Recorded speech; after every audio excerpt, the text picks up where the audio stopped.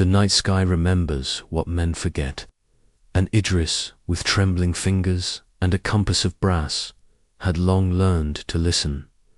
The room smelled of ink, aged parchment, and rosewood oil. Dust floated lazily through shafts of golden light, streaming in from high windows. All around him, the tools of a lifetime whispered their patience. Astrolabes, resting like sleeping owls, sextants and globes worn smooth by decades of touch. Here, in a forgotten wing of Baghdad's house of wisdom, Idris al-Naim worked in silence. He was a man past his winter. His beard fell like moonlight over his chest, streaked silver and sorrow. His hands, once sure and graceful, now trembled when they hovered over the curved letters of ancient scripts. Yet in his eyes, in his eyes, still burned the slow fire of the stars. For 40 years, Idris had mapped the sky, not just the visible constellations etched by Greeks or Persians, but the other ones, the stories left between the lines, the ones hidden in fragments whispered by travelers, or buried in ruins older than time. He had once believed the heavens were a great book written by God, and he, a humble scribe with poor ink but faithful eyes. But that was long ago now. Even the caliphs no longer called his name. Younger men filled the halls of learning, charting the stars with polished instruments but no poetry in their hearts. Idris had become a relic, a quiet old man in a corner chamber, murmuring to maps no one would read until that morning. It came wrapped in goat leather, brittle and half-burned. A courier had brought it with no name, no message, only silence. Idris unrolled it on his table with care, and his breath caught in his throat. The parchment showed a constellation he hadn't seen in decades. A star cluster erased from every surviving manuscript, one that only he had once spoken of and been dismissed for, the Star of Amun. His fingers traced the sigils, old symbols that pulsed with memory. A jagged arc like a sickle, a closed eye, a faded glyph at the edge that read, "The star that burns twice opens the gate." He leaned back, stunned. His mind reeled backward like the heavens wheeling above a desert night. Back to when he was still young and bold, camped under the great salt winds of the empty quarter. He remembered a vision that had haunted his dreams for years, a light that had no place in the known heavens. It had flared once, then vanished. He had written about it, lectured on it, sought it, but no one had believed him, not even his mentor, the great Harun al-Munir. Some stars, Harun had whispered, are not meant to be found. They mark endings, not destinations. Idris had let it go until now. He rose slowly from his chair, joints cracking like breaking twigs. The globe beside him spun lazily as he passed, its brass rings catching the sunlight. There was only one place the parchment could have come from, the ruins near the southern border of the old Egyptian trade routes. That was where he'd first seen the star, and that is where he would go again. He began gathering his instruments, wrapping scrolls and lenses into his travel pack. A part of him knew this was madness. He was an old man. His legs stiffened in the cold, his lungs burned on stairs. But something inside him had awakened, something warm and defiant. The kind of fire you feel only once in a lifetime, when you know this is your unfinished story. That night, under a bruised purple sky, he sat on the roof of the House of Wisdom, surrounded by silence. Below, Baghdad glowed like a bowl of fireflies. Above, the stars hummed in their vast choir. He unrolled the map once more and whispered its name, Amen. And for just a breath, something flickered on the southern horizon, A pinprick of light, a memory, a call, he whispered, a prayer to the stars, not to be granted safety, but to be shown truth.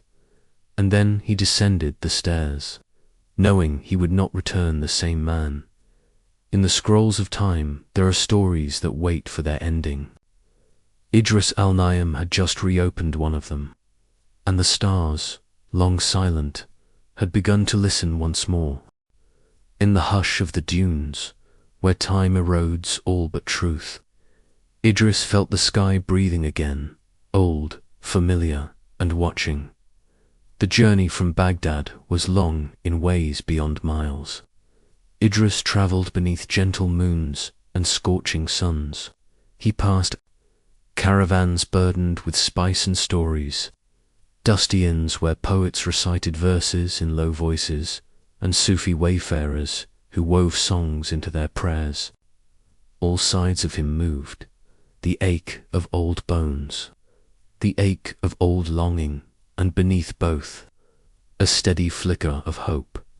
He carried his brass sextant and star maps inside a worn leather satchel. He hadn't spoken of the parchment in days, even to himself. It felt too sacred to name. Instead, he whispered fragments of old verse. The lost star sings in desert wind. Its echo hides in shifting sand.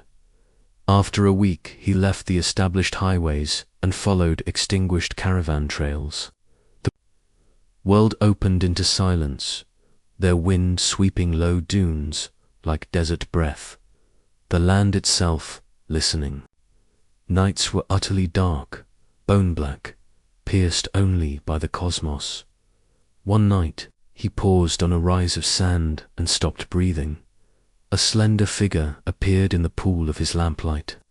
A young woman, kneeling beside her own map, tracing lines that matched his in strange half-echo. She looked up, startled, and Idris recognized in her eyes the same reverence he felt, a scholar's devotion tempered with grief. She introduced herself, Layla, daughter of a man Idris once taught in Baghdad. Her father had disappeared years ago, presumed lost in his pursuit of the same. Star of Amen, she'd carried half the map his parchment described. They fit together, puzzle-like, as if two halves of a will written in starlight. Their meeting felt predestined. She spoke softly, voice shaped by longing. My father sought it and vanished. I've carried his map, believing he left it for me. You were his teacher, weren't you? It knotted his chest. He nodded, unable to speak. Time seemed to tilt. His youth stretched back before him, full of wonder and heartbreak. Layla folded her map around her shoulders like a cloak, raising her lips in question. He offered nothing but a weary bow. She stayed, and they walked together by starlight, trading fragments of memory. Layla's map showed symbols Idris had almost forgotten, an arc of twin crescents, a shattered constellation, and the glyph of the eye at its center. Together they pieced them apart, nearly pieced their pasts. She told him of her father's last words, seek the mirror oasis where earth reflects heaven. He told her of his mentor's warning. Some stars mark endings, not destinations. They camped beneath skies immense as silent seas. Layla, though young, had the steady persistence of sand driven by wind, impervious to settling. She asked him to teach again. At first he objected exhaustion, failing time, but as they shared nights reading star charts and heated debates on destiny's meaning, Idris felt alive in a way he hadn't in decades. Strange signs appeared in the skies. A meteor shower erupted one night, streaks of blue flame tearing across Orion's realm.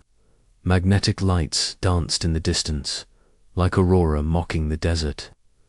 On particularly still evenings, Idris felt something shift in his metal instruments, as though the earth itself leaned in to listen.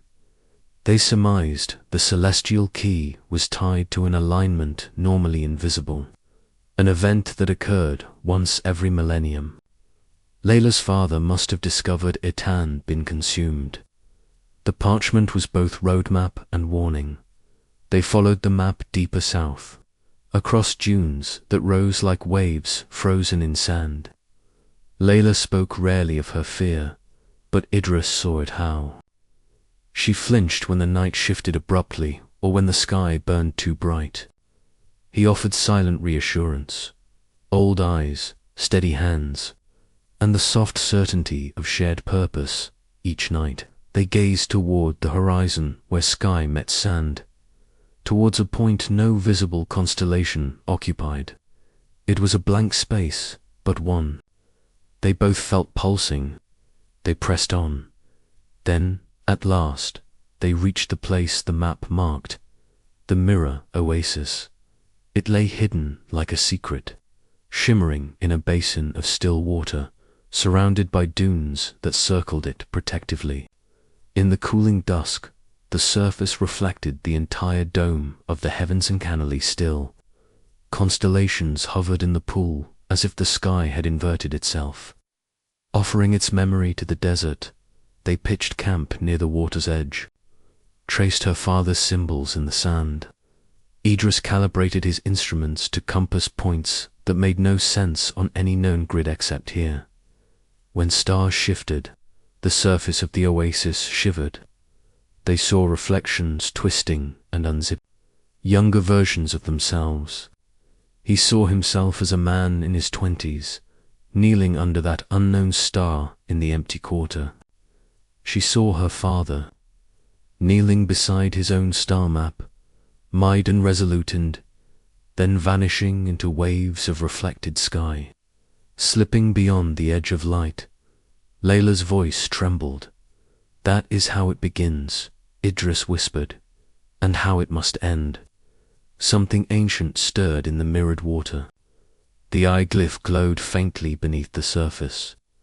They watched in awed silence as the eye pulsed, sending ripples that bent constellations. It felt as though history itself was breathing around them. Layla closed her eyes. She murmured her father's prayer from memory. "O star that burns twice, open the gate for truth." The air stilled. Idris placed his hand on her, steadying, "Sacred." He nodded. They were ready. They reached the place where time stood still, where the stars bled into the water and whispered their final secret. They did not speak much the next morning. The sun rose slowly, pale and watchful, painting the desert gold. The mirror oasis lay in silence, a perfect eye gazing skyward, reflecting every cloud, every sliver of light. Around them, the dunes stood still, not like sand, but like guardians. Idris stood at the edge of the water with his sextant raised, his shadow stretching thin beside him. Layla traced the glyphs on the sand once more, this time completing the symbol of the eye with trembling fingers. Together, their maps had formed a circle, an alignment of cosmic points no living astronomer had ever charted. Today, the map aligned. At midday, the sun struck the water's center. The reflection shimmered and split, and for a moment, the pool no longer showed the sky, but something else entirely. A city, ruins beneath the water. A library of glass and stone towers under stars unfamiliar. Not past, not future, but a memory outside of time. Layla gasped softly. Idris did not blink. "The celestial archive," he whispered. He had only heard legends, a place written in the stars, where every forgotten truth waited. Some said it was a remnant of the first civilization before the flood. Others said it was where the stars themselves came to dream. Suddenly, the glyphs on their map lit faintly, not glowing, but breathing, as if responding to something awakened, and Then the light shifted. A shadow moved near the oasis edge. Idris turned sharply. A figure stood there, tall, robed, face veiled in black silk against the sand. He knew that posture. That stillness. It was Zafar, a former student of Idris, long exiled, once brilliant, now feared. He had left the House of Wisdom years ago with an obsession: to use the stars not to read fate, but to rewrite it. Rumors had spoken of stolen scrolls, of rituals hidden beneath ruined temples. "Teacher," Zafar said, voice like dry wind, "you found the key." Layla stepped forward, protective, but Idris gently stayed her. Zafar continued, calmly, "Do you know what this place is? It is not an oasis. It is a hinge, a doorway. Through it, the star of Amen does not just reveal truth. It chooses who writes it." He stepped closer. "With this gate, I can correct what history broke. End war before it begins. Crown empires of knowledge." Idris shook his head slowly. "That is not truth. That is control." Zafar's eyes hardened. "Then you are still the fool who believed in balance." The reflection in the water stirred. Above them, the sky began to twist, constellations pulling closer, as if gravity bent them toward this point. The star of Amen, long vanished, appeared like a tear in the firmament, gleaming above the oasis. Layla cried out, "It's beginning." Zafar reached into his robes, pulling a shard of crystal etched with runes, a stolen relic, humming with a power that cracked the air. "I will open it," he whispered, but Idris moved first with practiced calm. He stepped into the center of the circle they had drawn, a perfect alignment of old ink and new faith. The old scholar, to look to the sky one last time. "Stars do not need kings," he murmured. "They need memory." He reached into his satchel, pulling out a simple instrument, a compass he had carried since his youth. Then he dropped it into the oasis.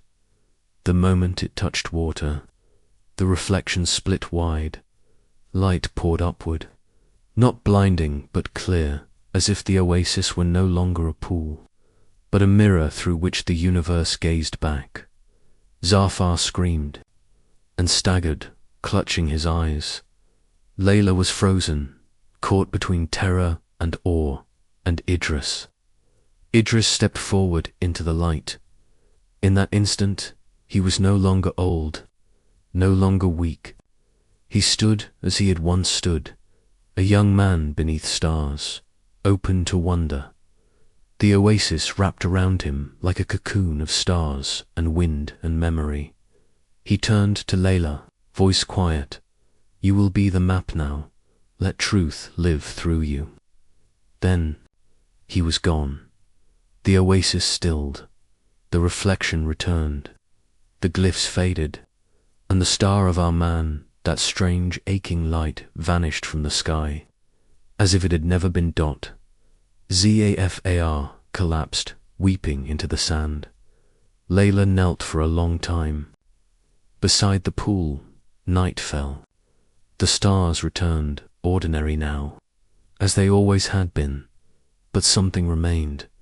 The memory of a man who had loved the sky, not for power, but for its stories. A man who gave everything not to be remembered, but to remember. In the end, the stars did not demand worship, only remembrance. And Idris, ink-stained and tired, offered his soul not to knowledge, ... but to truth. Layla stayed beside the mirror oasis until dawn. The sky was a quiet cradle of stars again. No flickering light, no strange alignments, just the familiar constellations, comforting in their ordinariness. But she knew something had changed. The world hadn't shifted in a thunderous moment. It had shifted quietly, like a sand dune. reshaped by years of wind. And Idris Olneum was gone, not consumed, not destroyed, but carried into the folds of the stars he had spent his life whispering to. She rose, brushing the sand from her robes. The old map lay at her feet, now faded, the symbols erased as though never inked at all. She looked to the sky. The star of Amen no longer burned, yet she could feel it, like a heartbeat pressed. Just beneath the surface of silence, Zafar remained collapsed on the opposite side of the oasis. He said nothing. His relic was shattered in his hands, the crystal, dull and lifeless. His eyes, once burning with ambition, now stared into nothing. Hollow, hollow, hollow. Layla did not speak to him. She pitied him. Yes, a man who wanted to change the world, but had forgotten to listen to it first. She left him there, swallowed in the very silence he had tried to conquer. She walked for many days, alone but not lonely, through wind-stained hills and forgotten ruins. She carried nothing from the oasis except a single page, Idris's final compass drawing, now dried and ink-bled, soft with age. Eventually, she reached the edge of a village. Children ran barefoot through the dust. Old women whispered stories. In doorways, merchants bartered with their hands more than their words. She asked no permission. She built a small school with stones, and sand and a roof made of sky. There were no scrolls, no great libraries, no golden domes like Baghdad, just a circle of children sitting cross-legged around her as she pointed to the heavens. They asked her if the stars could speak. She said, "They always have. You must be quiet enough to listen." They asked her if the sky held magic. She said, "Only the kind we carry inside ourselves." They asked her who taught her all this. She smiled and whispered, "A man who gave his name to the stars, and then gave it back." Years passed like drifting smoke. Layla grew older, her hair silvered, her steps slowed, but her voice never lost its softness, like sand sliding across stone, like wind through parchment. She never spoke Idris's name loudly. She never wrote it down, but every night she would climb the hill behind the school, look up and murmur the same prayer he had taught her. "O star that burns twice, remember us." And somewhere beyond charts, beyond maps, beyond time, a single light shimmered in the folds of space, invisible to all but those who believed in it. Many lifetimes later, an old traveler wandered into the village where Layla had once lived. He found the school now empty, the wind whispering through its crumbled stones. He found no books, no scrolls, only a smooth piece of carved wood with lines etched like a compass, and a single sentence burned into the grain. "Stars do not need kings, only keepers." The traveler took it and looked to the sky, he thought. For a moment he saw a flicker where no star should be, and in his heart a story began to form, one that felt older than him, yet oddly his to tell.